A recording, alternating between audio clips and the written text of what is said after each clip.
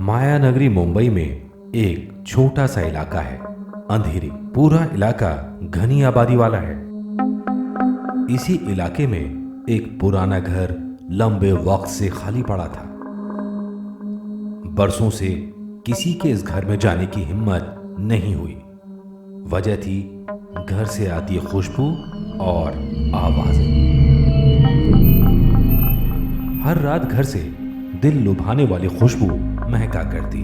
तरह तरह की व्यंजन की खुशबू हवा में दूर दूर तक फैल जाती थी। वाओ, क्या खुशबू आ रही है। लग रहा है अभी अंदर चली जाऊं। हाँ, खुशबू तो अच्छी है, लेकिन सावधान, ये भूतिया घर है। ये भूतों के व्यंजन की खुशबू है, अंदर मत जाना।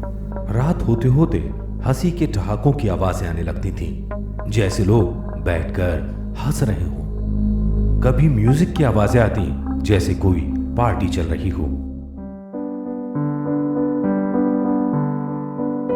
और फिर अचानक आवाजें बंद हो जाती।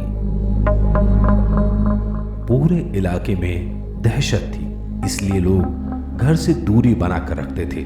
बंगले के भूत ने किसी को नुकसान नहीं पहुंचाया, सिवाय एक के। बच्चों ने खेल खेल में घर के अंदर जाने की शर्त लगा ली थी। एक बच्चा दिलेरी दिखाने के लिए अंदर जाने को राजी भी हो गया। डरपोक, डरपोक, डरपोक। चुप कर, मैं बहादुर हूँ। मैं किसी से डरता नहीं हूँ। अंदर जाकर मैं बाहर आता हूँ, तब तो मानेगा ना कि मैं बहादुर हूँ। डरपोक, डरपोक, डरपोक। चुप कर, मैं अंदर जा रहा हूँ। कुछ कहते हैं उस बच्चे को भूत ने चोट पहुंचाई, तो कुछ कहते हैं बच्चा डरकर कंटीली झाड़ियों में गिर गया। जो भी था, बच्चे के बदन पर निशान थे, और उसके बाद घर में घुसने की हिम्मत किसी ने नहीं दिखाई। एक व्यापारी रमेश इलाके में मकान ढूंढता ढूंढता पहुंचा। रमेश को किसी ने नहीं बताया कि मकान भूतिया है। मैडम, कोई सस्ता मकान मिलेगा इस इलाके में? हम इलाके में नए आए हैं। जी, सामने वाली गली में एक मकान है जो खाली पड़ा है, लेकिन उसकी हालत खराब है।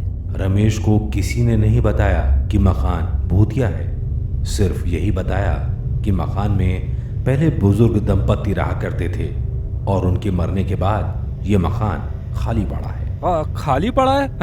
ये तो अच्छी बात है। मकान सस्ता होगा। मैं भी जाकर देखता हूँ। वहीं रमेश अपने सपने संजो रहा था। अरे वाह, मेरी तो किस्मत खुल गई।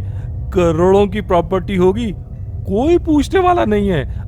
ताला तोड़वा देता हूँ, कोई आएगा तो देखा जाएगा, नहीं आया तो मेरी किस्मत खुली जाएगी। अक्सर जब चीज सस्ती मिल रही हो, जब मुनाफा दिख रहा हो, तो हम अपनी आंखें मूंद लेते हैं। हमें सच दिखना बंद हो जाता है। हमारे दिमाग में सवाल आते ही नहीं, हम सिर्फ होने वाला मुनाफा देखते हैं। कुछ ऐसा ही रमेश के साथ हुआ। रमेश शाम को ही थोड़े सामान के साथ कब्जा लेने पहुंच गया। उसने गेट का ताला तोड़ा। घर में दाखिल होते ही उसे बहुत अच्छी खुशबू आई। वाह, लग रहा है कोई पड़ोसन कुछ पका रही है। पड़ोसन से दोस्ती करनी पड़ेगी।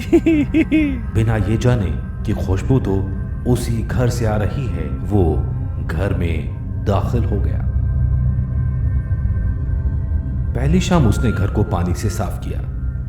थके हुए रमेश को बहुत तेज नींद आ गई। वो नहीं जानता था कि कितनी ही आंखें उसे देख रही हैं।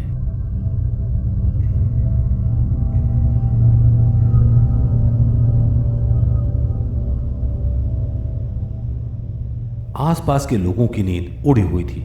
वो देखना चाहते थे कि रमेश का क्या हुआ। क्या रमेश मारा जाएगा? क्या उसे चोट पहुंचेगी? या बंगले का भूत उसे खा जाएगा? रमेश गहरी नींद में था। तभी तेज म्यूजिक से उसकी नींद खुली।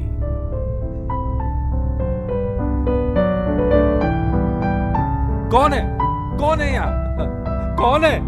माँ का दूध पिया है तो सामने आओ। उसकी बातों से म्यूजिक की लय टूट गई। म्यूजिक बंद हो गया। रमेश बहुत घबरा गया। उसे रात को नींद नहीं आई। उसने रात को बाहर जाने की कोशिश की तो दरवाजा खुला ही नहीं। रमेश के पसीने छूट रहे थे। उसने जैसे तैसे रात काटी। सुबह होते ही दरवाजा खुला और रमेश भागता हुआ पास के घर में पहुंचा। मैडम, आप लोगों ने बताया क्यों नहीं कि ये घर भूतिया है? अरे भूतिया घर है, हमें नहीं मालूम। आप घर में घुसे क्यों? ये घर आपका तो नहीं है। रमेश चुप हो गया। काफी सोच विचार के बाद वो मंदिर पहुंचा। पुजारी ने पूजा पाठ करवाया। रमेश को लगा कि अब सब ठीक हो जाएगा, लेकिन शाम होते ही फिर वही कहानी। खुशबू आनी शुरू हुई और फिर म्यूजिक।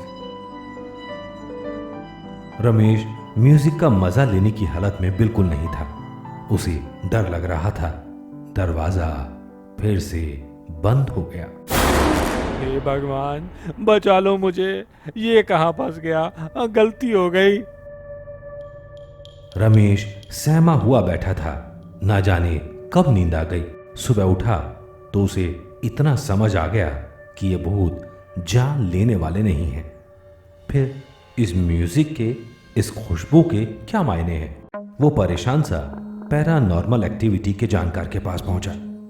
पैरानॉर्मल एक्सपर्ट विजय उसके साथ घर आया। शाम को बहुत तेज खुशबू आ रही थी। उसने घर को देखना शुरू किया। किचन खाली पड़ी थी। पता नहीं विजय को क्या समझ आया। उस दिन किचन में वो दीवारों से बातें कर लौट गया। अगले दिन विजय कुछ तैयारी के साथ आया। उसने डेकोरेशन करवाया, खाने पीने का सामान का इंतजाम करवाया और शाम होते होते विजय रमेश के साथ बैठ गया। दोनों के बीच बातें होनी शुरू हुई। हंसी के ठहाके गूंजने लगे। खाने के पैकेट भी खोले गए। बाहर से कुछ पड़ोसी देख रहे थे। उनकी भी हिम्मत बढ़ी और वो घर के अंदर दाखिल हुए। उन्होंने माहौल देखा तो उनका डर भी खत्म हो गया। कुछ और लोग उत्सुकता में दाखिल हुए।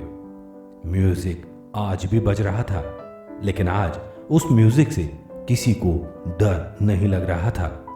लोग उस म्यूजिक में झूमने लगे। शानदार पार्टी शुरू हो गई। वाकई खाने की खुशबू पूरे घर में फैल रही थी। सभी लोग हंस रहे थे, नाच रहे थे। देर रात तक म्यूजिक बजता रहा। देर रात तक डांस होता रहा। कहते हैं अगले दिन से घर से म्यूजिक की आवाज नहीं आई। अगले दिन से खुशबू भी नहीं फैली। कहते हैं मकान में जो बुजुर्ग दंपति रहा करते थे, वो आखिरी दिनों में अकेलेपन से जूझ रहे थे। उनकी इच्छा थी सब मिलकर उनको विदाई दें, दुखी होकर नहीं, खुश होकर। वो सबसे मिलना चाहते थे, लेकिन किसी के पास उनके लिए टाइम ही नहीं था। सब अपनी जिंदगी में बिजी थे। बस यही आखिरी ख्वाहिश लिए वो विदा हो गए। उनकी विदाई पूरी नहीं हुई, लेकिन विजय ने आकर वो इच्छा पूरी कर दी और दे दी आखिरी विदाई।